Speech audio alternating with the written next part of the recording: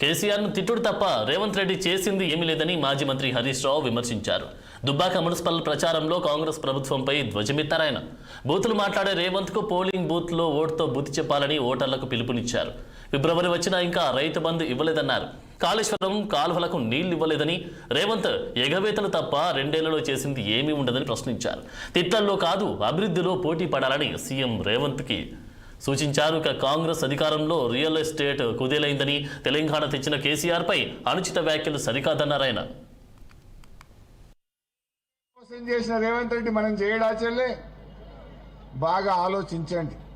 ఇలా అందుకే మెదక్ జిల్లాకు రాలే, అటటటు తిరిగిండు. నిజామాబాద్ వేయిండు, కర్నార్ వేయిండు, ఈ పక్కపొంట వరంగల్ వేయిండు.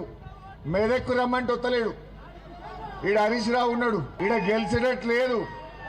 కాంగ్రెస్ వాళ్ళు రమ్మన్నారట మెదక్కు.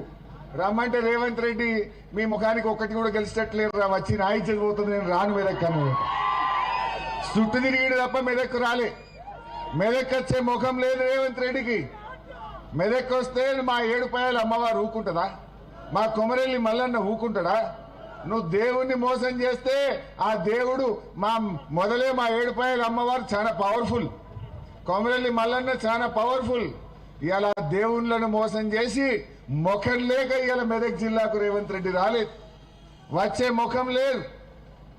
దయచేసి మీరు ఆలోచన చేయండి. ఇప్పుడు ఇట్లా ఏది రుణమాఫీ చూస్తే అట్లా ఉన్నది. ఏదైనా ఒక్క స్కీమ్ అని ఉన్నదా? ఇప్పుడు వెనకట మున్సిపాలిటీలో దోమలు వస్తే నేను ఫాగింగ్ చేపిస్తుంటే ఏదా పొగ కొడుతురు దోమల కోసం. ఇప్పుడు అది కూడా బంద్ అయింది. ఫాగింగ్ ఉన్నదా? ఫాగింగ్ లేదు కానీ ఫ్రాడింగ్ మాత్రం ఉన్నది. అదేమో scam, Hyderabad calendar, job calendar లేదు కానీ స్కామ్ క్యాలెండర్. నెలకొక స్కామ్ చేస్తుండ్రు రేవంత్ రెడ్డి. జాబ్ క్యాలెండర్, పిల్లలకు 2 లక్షల ఉద్యోగాలు ఇస్తా, నెల ఇస్తా అన్నాడు. నెల జాబ్ క్యాలెండర్ రాలేదు కానీ స్కామ్ క్యాలెండర్ మాత్రం ఇచ్చిండబ్బా రేవంత్ రెడ్డి. దేవుణ్ణే మోసం చేసిన రేవంత్ రెడ్డి మనం చేయడాచల్లే బాగా ఆలోచించండి. ఇలా అందుకే మెదక్ జిల్లాకు రాలే, అటటటు తిరిగిండు. నిజామాబాద్ వేయిండు, కర్నార్ వేయిండు, ఈ పక్కపొంట వరంగల్ వేయిండు. మెదక్కు రమ్మంటే వత్తలేడు.